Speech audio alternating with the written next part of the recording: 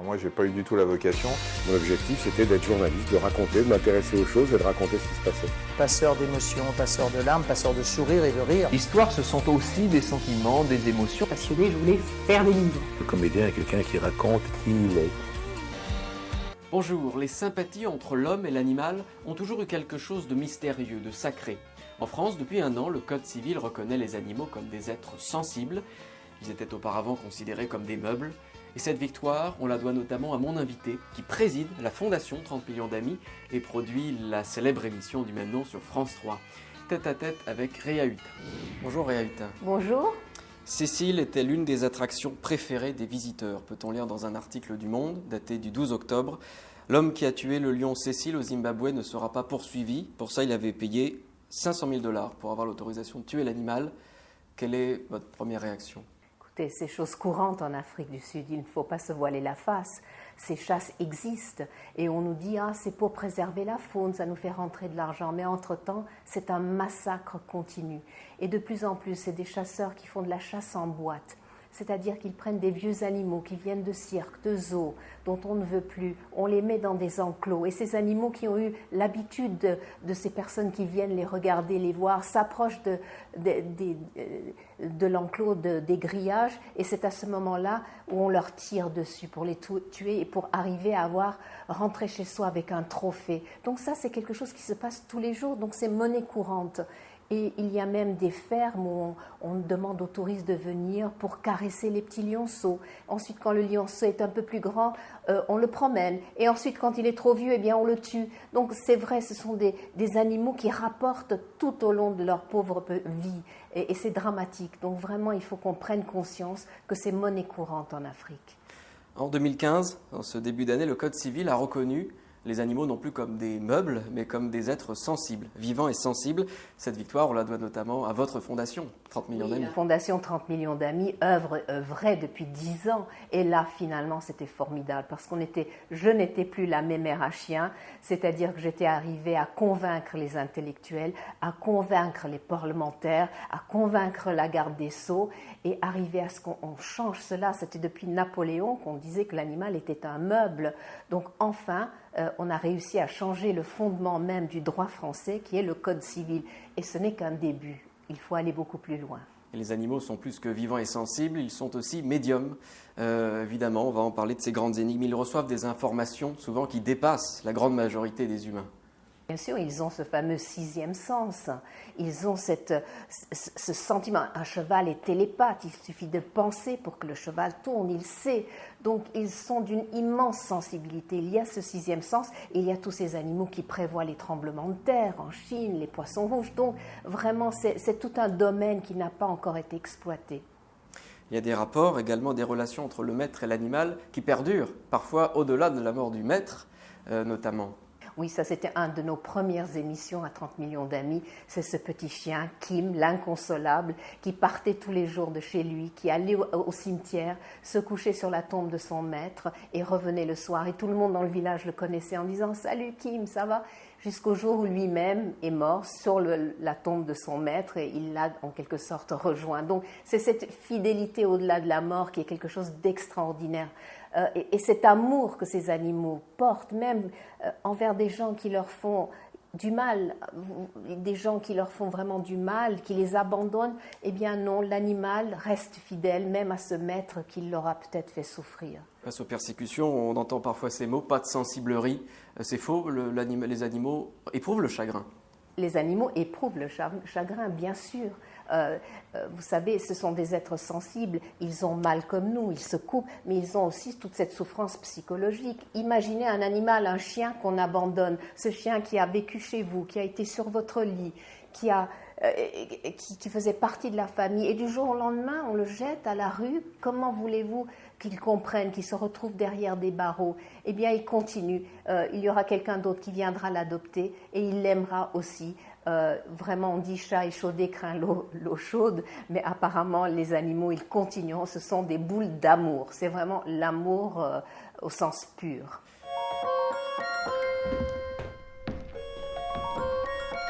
Mais pourquoi je m'encours de trucs pareils ?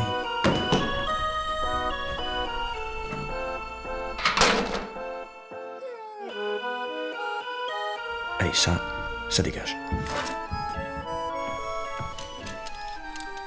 En 2015, la Fondation 30 millions d'amis a obtenu que l'animal soit considéré comme un être sensible et non plus comme un meuble. Plus que jamais, dites non à l'abandon. Sommes-nous exemplaires? 60% d'éléphants en moins en Afrique centrale depuis 1997. L'Union européenne continue-t-elle à exporter de l'ivoire, notamment vers la Chine? Il y a là encore une hypocrisie terrible parce qu'on nous a dit il faudrait avoir un quota pour pouvoir vendre de l'ivoire afin de financer la protection des animaux, des éléphants, etc. Mais le fait d'autoriser ce petit bout de commerce, eh bien c'est la porte ouverte au braconnage. C'est là où il faut vraiment qu'on se mette d'accord, qu'on ne soit pas hypocrite, qu'on ne fasse pas des lois comme ça qui font qu'on peut les contourner et que le commerce continue. Car oui, le commerce continue et ça encourage en plus le braconnage. Et il y a cette immense demande de la Chine, non seulement pour de l'ivoire, mais pour les cornes de rhinocéros. C'est dramatique, ces rhinocéros qu'on abat pour leur enlever leurs cornes. En plus, ça ne sert à rien. Il y a les ours qui donnent leur bile. Il y a des ours à qui on met des cathéters à longueur de vie pour leur extraire le bile parce que, soi-disant, ça a des effets aphrodisiaques ou autres. Donc voilà, c'est toutes ces hypocrisies qui sont dramatiques. On parlait des médiums tout à l'heure, des animaux médiums. Les éléphants figurent en bonne place. Ce sont les animaux qu'on dit les plus intelligents, les plus sensibles finalement. Bien sûr, l'éléphant n'oublie jamais. Et c'est vrai qu'ils savent quand un des leurs va mourir. Ils vont mourir dans un endroit, c'est le fameux cimetière des éléphants. Ils se dirigent vers là-bas lorsqu'ils sont vieux et qu'ils ne peuvent plus prendre part à la société, parce que c'est vrai que c'est un matriarcat, l'éléphant. Lorsqu'il y a un bébé qui a perdu ses parents ou sa mère, tous les autres viennent l'aider et c'est magnifique chez les éléphants. Donc c'est d'autant plus grotesque lorsqu'on les tue pour leur ivoire. Cimetière d'éléphants, évidemment, c'est un mythe qui est une réalité. On empoisonne, paraît-il, les endroits où ils vont boire, les points d'eau, évidemment. C'est ce qu'il y a de plus simple. Comme ils se réunissent toujours.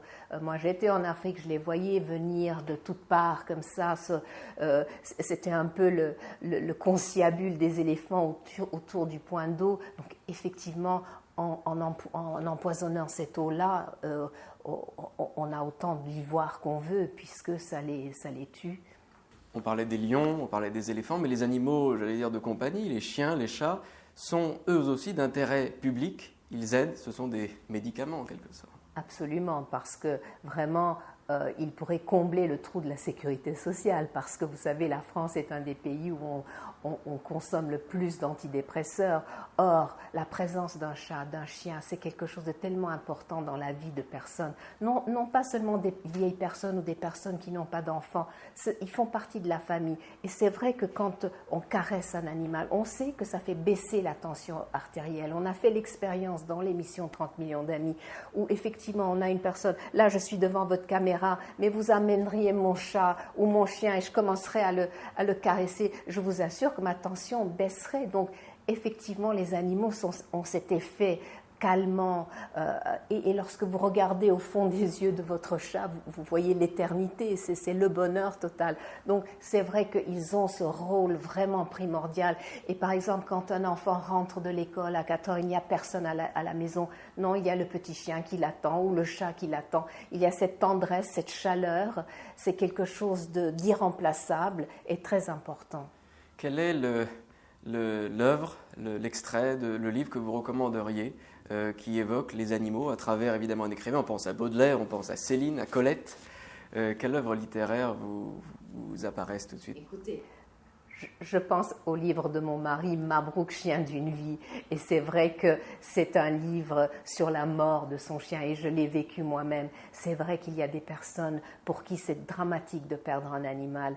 Je pense même à Michel Houellebecq avec son chien Clément, pour qui ça a été une horreur lorsque Clément est mort. Et c'est vrai que c'est très difficile lorsqu'on a perdu un animal parce qu'on pleure des larmes d'enfant. C'est vrai, on tombe en enfance. Et les gens autour de nous ne nous comprennent pas toujours. C'est vraiment très difficile. On dit mais c'était qu'un chien. Non, mais c'était mon chien et je l'aimais. Ce sont des tranches de vie, ce sont des êtres avec qui on a grandi. Et c'est une tranche de vie qui disparaît. Et c'est vrai que c'est vraiment très poignant lorsque quelqu'un perd un animal et surtout cette incompréhension souvent de l'entourage. Depuis 1976, 30 millions d'amis est une émission évidemment bien connue qui sensibilise la France. La fondation du même nom est d'intérêt public. Trouvez-vous qu'il y a beaucoup d'émissions d'intérêt public en ce moment à la télévision ? Je crois qu'en tout cas, nous, on est une exception. On rentre dans notre 40e année. Une émission sensibilise, mais au fil des années, on a créé la Fondation 30 millions d'amis qui agit. Donc c'est très important de pouvoir sensibiliser le public et avoir cette fondation qui est reconnue d'utilité publique sur le service public, c'est très important. Mais malheureusement, je ne crois pas qu'on va faire long feu. Pourquoi ? Parce que effectivement, je crois que les gens ne se rendent pas compte à quel point c'est important de garder une émission qui a vraiment l'amour du public. C'est toute une génération qui a grandi avec Mabrouk, avec le sifflet qui devait attirer les chiens devant le téléviseur. Donc effectivement, aujourd'hui, c'est un peu la baudriole. Il y a des concepts tout à fait homogènes sur toutes les chaînes. Donc je ne sais pas s'il y a encore une place pour une émission vraiment sincère et qui est prolongée justement par cette idée de protection animale. Je crois qu'on est les seuls et on sera peut-être les derniers. Une dernière question que je pose à tous les invités de cette saison consacrée à ces grandes énigmes de notre condition. Quelle est pour vous la signification de ce mot « vie » ? Vie, c'est d'être vivant, c'est cet instant, ce moment. Profites-en parce que demain, on ne sait pas ce qui va se passer. Donc il faut profiter de chaque instant.